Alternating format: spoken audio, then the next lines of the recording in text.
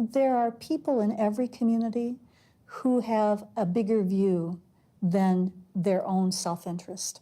And I would say a couple of pieces, that relates a couple of ways to MCFYP, that there were people who could visualize how the world would be better. They were attracted to the big goal. They were attracted to the vision of not only what could be possible for their community, but also what could be possible for the state. And because it was such a big vision, it was energizing, and it allowed people to be able to get over what might be parochial. I know you've heard me say this, but I've had wonderful conversations, and sometimes just my own being surprised would hold a mirror to them. So I would be in a group I've met with two separate communities that were not 5 miles from each other, the heads of the two towns. And at one community, I was talking with them, and they said, well, we don't trust the people in the other community. And I would say, well, why? I just met with them. They seem to be really nice people. They're not ogres. And they said, well, they stole our county courthouse. And I said, oh my gosh, they stole your county courthouse. When did they do that? Well, 1820, 4 generations ago, they stole the county courthouse. And sort of like my amazement at that, so I think some of it is just reflecting back to people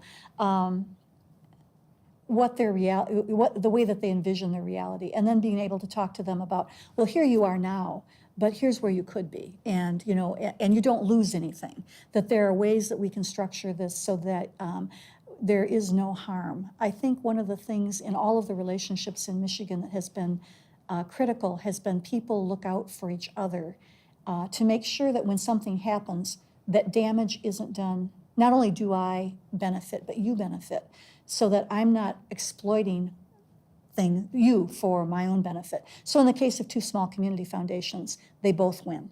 And being able to say to them, you don't have to give up anything by doing this with somebody else. In fact, together, you both will be able to win by restricting funds, by doing some things countywide that make sense to do together, and then continuing to talk with the leadership people, sometimes bringing them together for a cup of coffee and being very informal about having a conversation about, you both want to do this, how can we make this work? And then engaging them in the solutions. And we had creative attorneys, and I don't mean that in any kind of pejorative way. We were able to say to them, can we make this work this way?